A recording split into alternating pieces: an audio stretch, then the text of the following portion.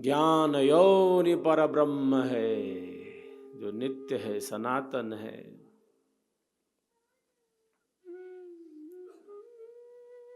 नहीं है ऐसा नहीं कर सकते, वो है। पुनः सृष्टि होने पर महापुरुष, पुनः सृष्टि होने पर सृष्टि और प्रलय का क्रम अनादिकाल से चलता आ रहा है, अनंत अनंत काल से, कोई गिन नहीं सकता। इस वर्तमान सृष्टि के ही 200 करोड़ वर्ष हो गए हैं। इस वर्तमान के जो सृष्टि अभी गतिमान है, 2 अरब वर्ष, 200 करोड़ वर्ष इस वर्तमान सृष्टि के ही है। इसके पूर्व भी अनंत अनंत बार सृष्टि और प्रलय का यह क्रम चल रहा है। जैसे जैसे बद्ध आत्माओं का क्रम चल रहा है। एक शरीर मिला, कर्म फल भोग प्राप्त हुए, शरीर छूट गया। मिला था, जो कुछ भी प्राप्त हुआ है वह सब कुछ जो योग से बना है, संयोग से बना है, उसका वियोग हो गया। सब कुछ बदल रहा है। यहाँ कोई वस्तु यहाँ स्थिर रहने वाली नहीं है। सब कुछ बदलता जा रहा है। हर क्षण हर पल प्रतिपल बदलता जा रहा है। ये सुबह है, ये शाम है, ये दिन है, ये रात है, ये धूप है, ये छांव है, ये सुख है, ये दुख है। ये गुलाब का फूल है, इसमें कांटे लगे हैं। ये जेठ की दोपहरी है, ये सावन की रिमझिम फुहार है, ये शरीर है, संसार है। कोई वस्तु यहाँ स्थिर रहने वाली नहीं है। सब कुछ हर क्षण हर पल प्रतिपल निरंतर बदलता जा रहा है।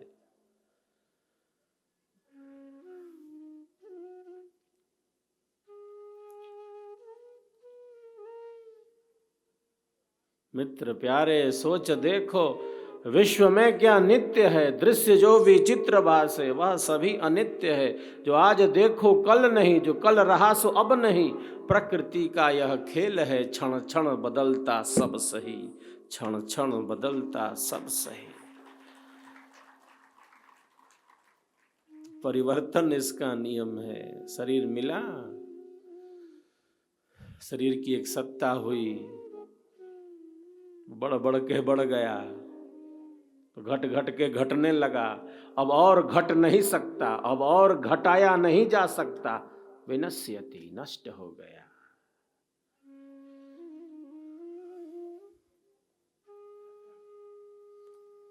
बढ़ बढ़ के बढ़ गया। शरीर के साथ, संसार के साथ, इन संबंधों के साथ, इन पदार्थों के साथ, इन वस्तुओं के साथ, जो कुछ भी बाहर है उसके साथ यही घटित हो रहा है। उत्पन्न होता है, उसकी एक सत्ता होती है, वह परिवर्तित होता है, वो बढ़ता है। बढ़ बढ़ के बढ़ गया, अब और बढ़ नहीं सकता वो, तो घटना शुरू हो जाता है। घट घट के घट गया, अब और घटाया नहीं जा सकता। विनश्यति,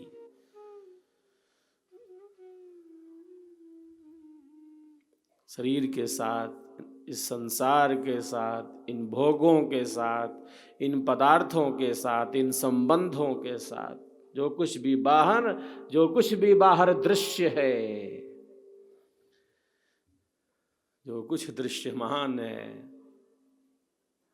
उसके पीछे यही है। दृश्य का जो अदृश्य आधार है, विनाशी कहा, बदलने वाले का, मिटने वाले का, परिवर्तित होने वाले का, जो अविनाशी आधार है, जो दृश्य शरीर का दृश्य आधार है, जो जड़ शरीर का चेतन आधार है, जो जड़ प्रकृति का चेतन आधार है, जो भौतिक का अभौतिक आधार है, जो दृश्य का अदृश्य आधार है, जो जड़ का चेतन आधार है, जो विनाशी का अविनाशी आधार है, वही नित्य है, वही सनातन है, वही सहज है, वो निरंतर है, वो सदैव है।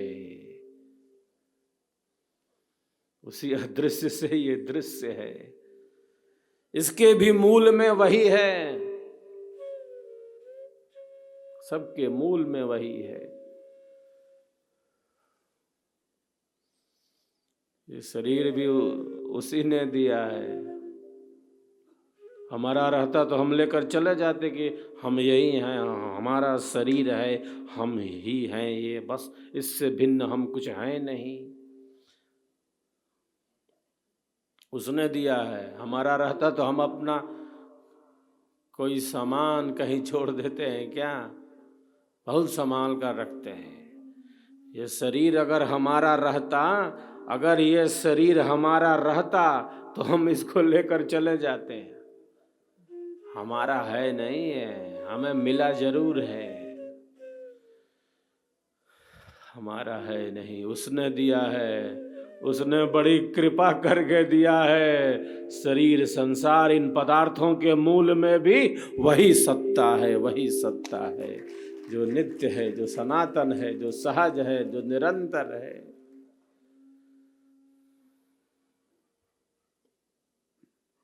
जो सबका आधार है, सभी प्राणियों का आधार है, जो श्वासों का श्वास है, जो प्राणों का प्राण है।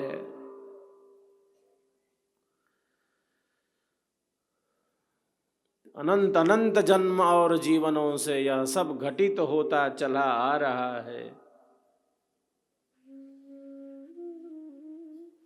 अनंत अनंत बार सृष्टि और प्रलय का यह क्रम चला आ रहा है।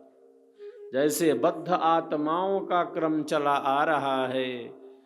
एक शरीर प्राप्त किया, नष्ट हो गया, पुनः दूसरा शरीर,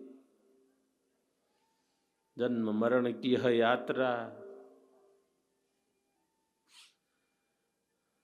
जन्म मरण की यह यात्रा चली जा रही है, बही जा रही है। मैं, तू, यह वह, मेरा तेरा। मैं, तू, यह वह, मेरा तेरा।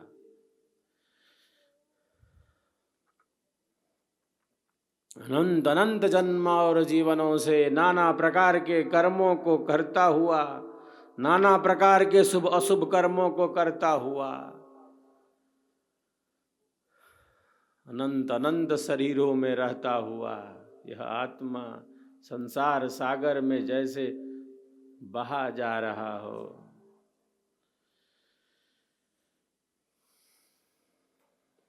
जैसे जैसे नदी में लकड़ी का टुकड़ा बहता जा रहा हो। अनादिकाल से अनंत अनंत जन्म और जीवनों से नाना प्रकार के कर्मों को, भोगों को, पदार्थों को, संबंधों को भोगते हुए चले आ रहे हैं।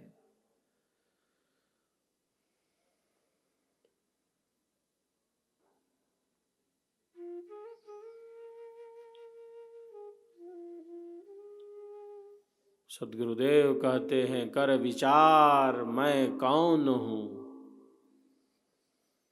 ब्रह्म को जगदाधार, कैसे जग उत्पन्न है, लीन कौन विधि पार। कौन हूँ मैं शरीर तक सीमित तो नहीं, मैं इंद्रियों तक सीमित तो नहीं,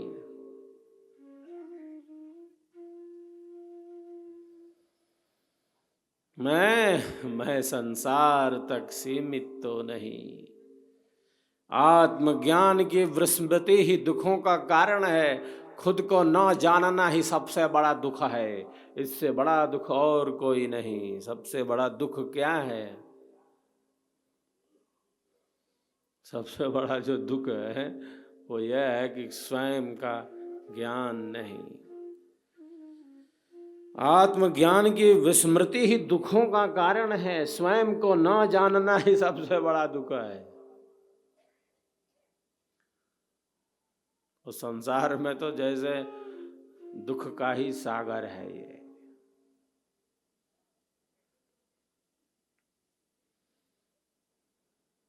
सुख प्राप्ति में बाधा से दुख है। एक प्रकार का दुख होता तब ना, कौन किस में सुखी है और कौन किस में दुखी है, ये सब उसके मन पर, उसकी बुद्धि पर, उसके विचारों पर निर्भर है।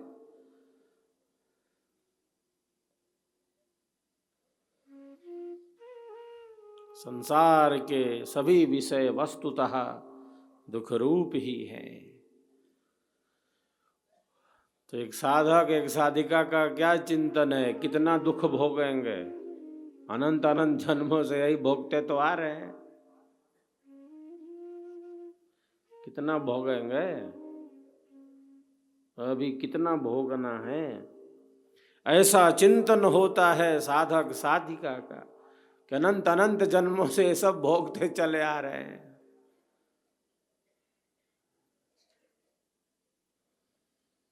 अब दुख नहीं चाहिए, अब दुख नहीं चाहिए,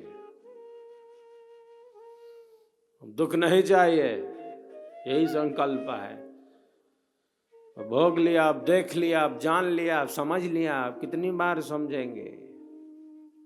कितना माया का थपेड़ा खाया है, प्रकृति के प्रवाह में कितना बहेंगे, कब तक बहते जाएंगे?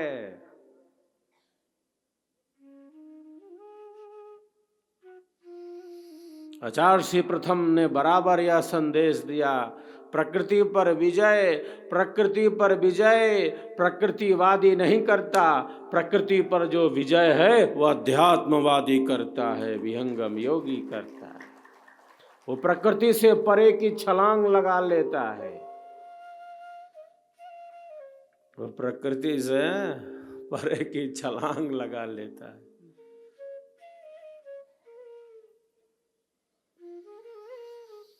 गुरु शिष्य हम प्रभु की शरण में भक्ति अपनी दीजिए, शीघ्र प्राकृत त्रय गुणों को दूर हमसे कीजिए। हम प्रार्थना वंदना में इसका गायन करते हैं।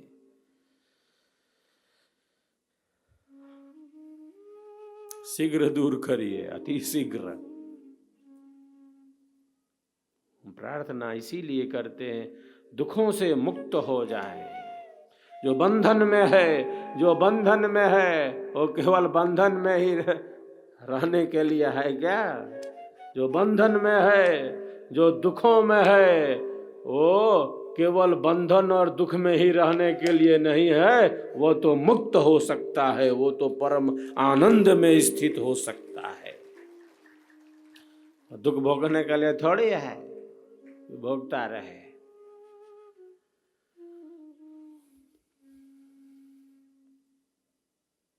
परमानंद में स्थित हो सकता है। जो व्यथित है, जो दुखी है, जो अशांत है, जो पीड़ित है, वह परम सुख का, परम आनंद का, परम शांति का, परमानंद का, परम ज्ञान का, परम शांति और परम आनंद का, परमात्मा के प्रकाश का अनुभव कर सकता है। परमात्मा के परम प्रकाश का अनुभव कर सकता है। और दुख में रहने के लिए थोड़ी है कि केवल दुख भोगता रहे, केवल कष्ट मिलता रहे, इसलिए नहीं है।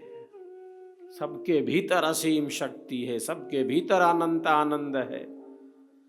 तो साधक और साधिका का यही संकल्प है। अब भोग लिया, अब देख लिया, अब जान लिया, बार बार इस चक्कर में क्या आना।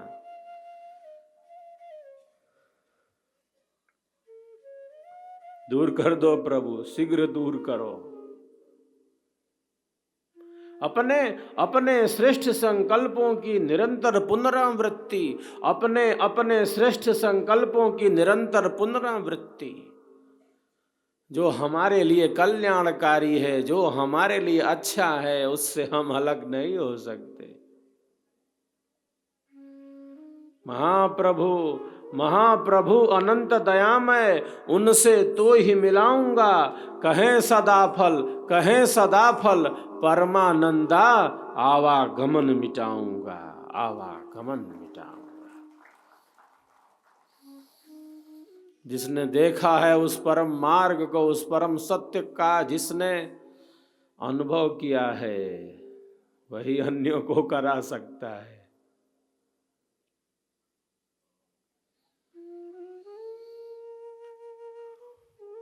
जिसने जिसने देखा है उस परम सत्य को वही दूसरों को दिखा सकता है।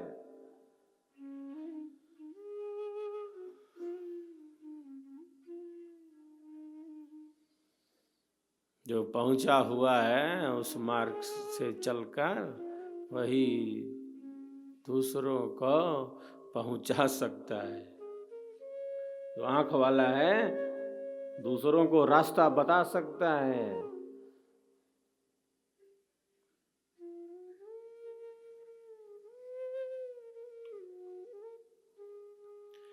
जिसने प्रकृति से परे पदार्थों का अनुभव किया वही प्रकृति के आधार से दूर कर सकता है, स्वयं में स्थित कर सकता है।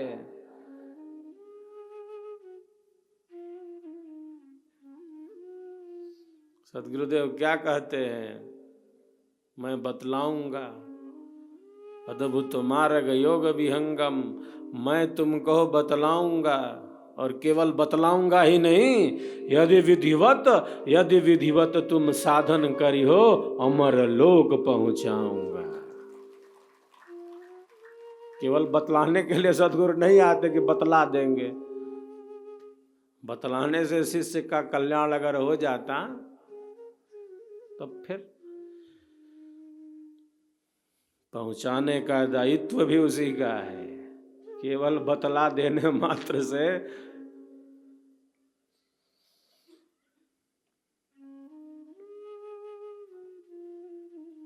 लक्ष्य की सिद्धि संभव नहीं, मात्र बतला देने मात्र से। क्योंकि मन में भटकाव है, मन में अस्थिरता है, मन में चपलता है, विचारों का प्रवाह तीव्र है, अनेक जन्मों के संस्कार हैं, भोग हैं, प्रारब्ध है, ये शरीर है, ये संसार है, ये भोग है, इतना उलझा हुआ है इसमें।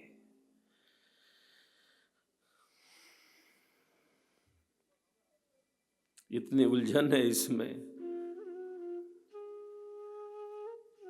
मन में इतना भटकाव है, विचारों में इतनी अस्थिरता है, इतनी कामनाएं हैं, इतनी वासनाएं हैं, इतनी इच्छाएं मन में हैं।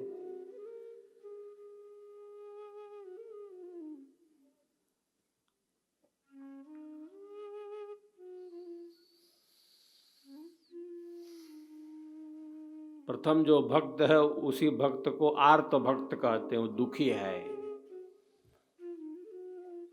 वो दुखी भक्त है। एक जिज्ञासु है जिसके अंदर जिज्ञासा है अध्यात्म के प्रति, ज्ञान के प्रति। एक अर्थार्थी है और जो चतुर्थ प्रकार का भक्त है वह ज्ञानी भक्त है। तो भक्तों की भी श्रेणियां हैं। दुख से तो सभी घबराते हैं, दुखों से निवृत्ति का सबका प्रयत्न है, प्रार्थना का अधिकार है। हमारे दुख कम हो, दुखियों का दुख कम हो, पीड़ितों की पीड़ा कम हो, दुखियों का दुख कम हो, पीड़ितों की पीड़ा कम हो, सबको सुख मिले, सबको शांति मिले। सबकी जो श्रेष्ठ इच्छाएं हैं, सबकी जो सद्कामनाएं हैं, सबकी जो शुभ इच्छाएं हैं, उन शुभ इच्छाओं की, उन श्रेष्ठ कामनाओं की तो अवश्य ही सिद्धि होनी चाहिए, अवश्य ही सिद्धि होनी चाहिए। धर्म अर्थ काम मोक्ष, ये 4 पुरुषार्थ हैं। धर्म पूर्वक अर्थ की प्राप्ति, धर्म पूर्वक काम का सेवन, किंतु जो जीवन का मुख्य पुरुषार्थ है वह मोक्ष है, जिसका प्रारंभ धर्म से होता है।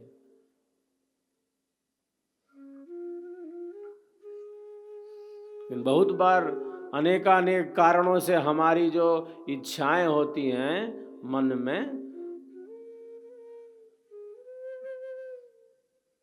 तो पूरी नहीं भी हो सकती है, नहीं भी होती हैं। सबकी सब इच्छा पूरी हो जाए ऐसा कहाँ संभव है? ऐसा कहाँ हो सकता है?